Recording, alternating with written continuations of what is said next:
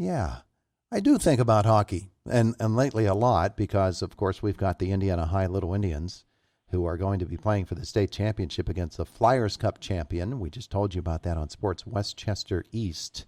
A 3-2 winner last night over Westchester Henderson. Jordan Haines, head coach of the Little Indians, joins us. Our conversation brought to you by Marcus & Mack, a law firm representing injured people. Jordan, good morning. Hey, good morning, guys. It's a pretty scary game to watch last night, wasn't it? Oh, it was a good game, back and forth. There were some ups and downs, and a lot of penalties. I was surprised at the stick work from the players in the East, but yeah, it was a good game. Well, that being the case, as you watch a game like that against a team that is unfamiliar to you, they're now 18-0. Interesting, the parallels. You outshot the Chartiers Valley 51-14. They outshot their opponents 60-26. You both came up with 3-2 wins. You're both undefeated. Seems like similar teams from that standpoint. But when you break it down, are they that much different from you? I think they have a lot more bodies. It seemed like they had a full bench. They could roll 4 lines, whereas we could possibly roll 4, but we're more of a 3-line team. They have some good team speed. They have a lot of guys that can put the puck in the net. But let's face it, our record's 0-0 right now. We won the Penguin Cup, and that was our undefeated season. And right now we're going at it as they're 0-0 and we're 0-0, and one team's going to win, one team's going to lose. All right, so you noticed the stick work that was going on in the game last night. Now, this game Saturday is going to be here in the East. We don't know that there's an advantage either way about where the game is being played, except for the fact that they have to travel across the state. But obviously, you'd like them to have to play your style of game than you have to play theirs, right? Yeah, I think the referees are going to dictate the style of the game. I think they'll probably let us play. We'll have the opportunity to be on the power play, and I'm sure we'll be on the penalty kill. And we got to play our game and stick with our team speed, moving the puck, and capitalize on opportunities when we get the opportunity. It's interesting to me. You mentioned their speed. You obviously have speed on your team and good stick handlers.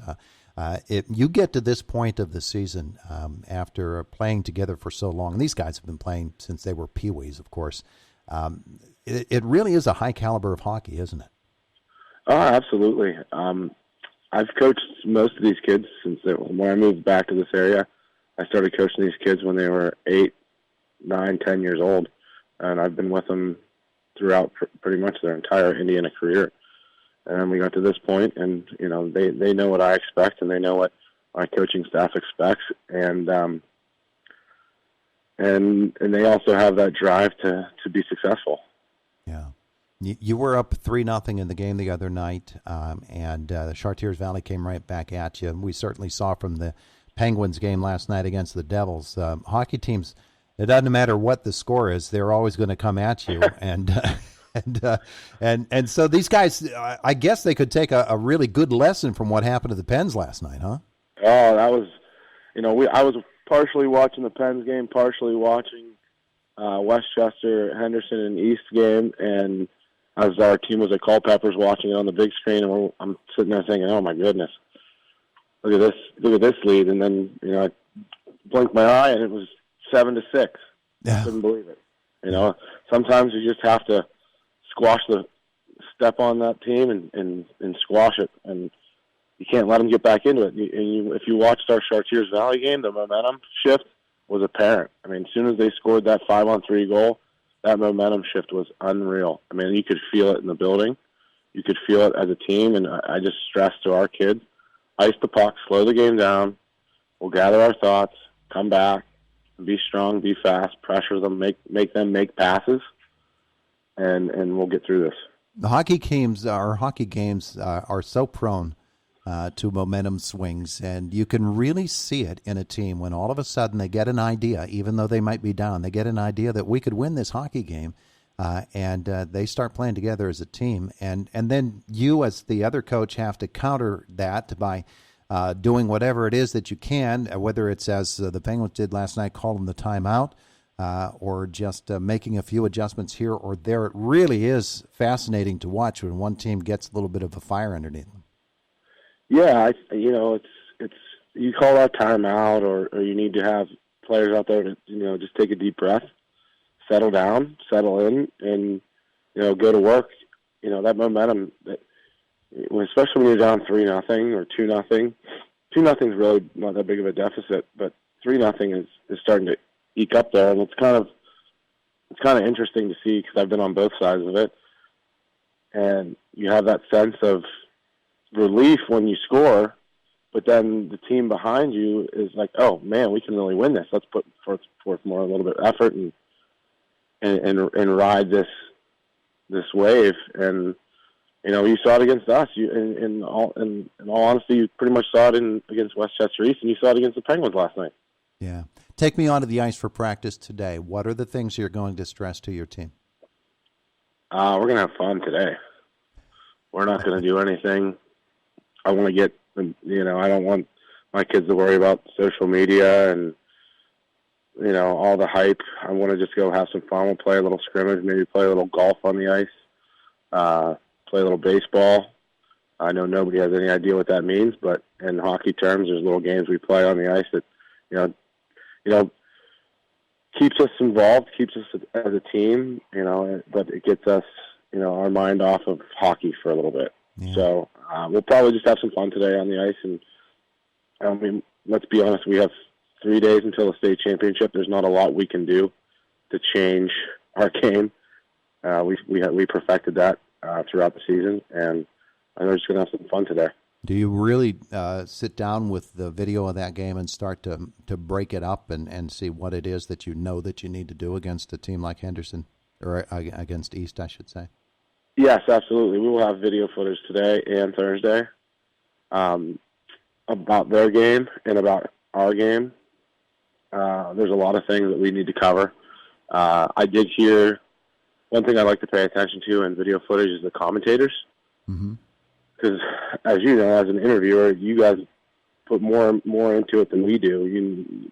You guys, I listened to the commentators, and they said that, I think they said Westchester East has 90 more penalty minutes than any other team in the entire Flyers Cup.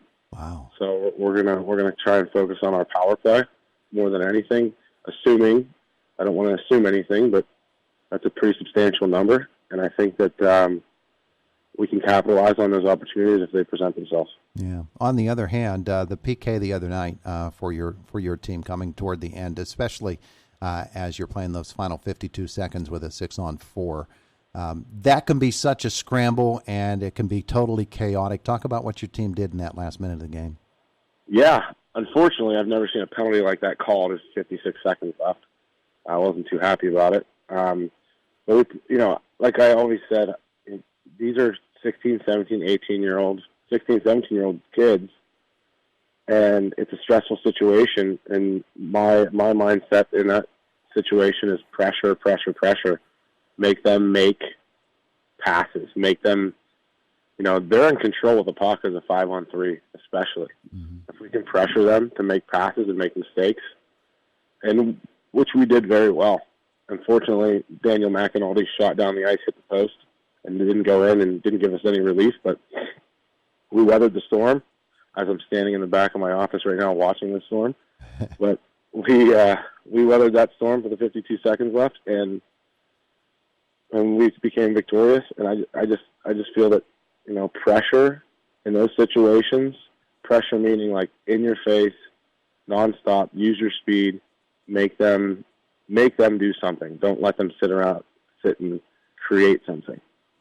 That's good. Out of that situation. Yeah, it really is an exciting time for these kids. They've worked so hard, and especially after last year, I don't know that anybody really needs to emphasize what happened last year and the chance taken away from them by the pandemic. But it is now, and it's right there in front of them. I'm sure they're really, really excited, and you're going to get them rounded up in time. Now, this game is at 11:30 on Saturday morning. These kids have been playing all kinds of hockey all their lives, so they play at any time of the day, don't they? Oh, absolutely. Any time of the day. In fact, there were a lot of times this winter when the ponds were frozen, before school, the coaches and the players would show up to some of the players' houses that have backyard rinks or a couple of the local ponds. We even went to Yellow Creek State Park here and skated before school. 6:00 in the morning, had some team fun. So, yeah, they're ready to go anytime. And, it's one of the best sports in the world. And it's such a team sport, and it's just such a fun sport. And people enjoy it, whether you're a player, fan, parent, whatever. And people enjoy it, and I'm excited to be a part of it. Drop the puck and let's play. Jordan Haines, thanks so much for being with us today. Hey, thank you very much. Have a great day. You too. It is the voice of Indiana County, WCCS 101.1 FM and AM 11s and AM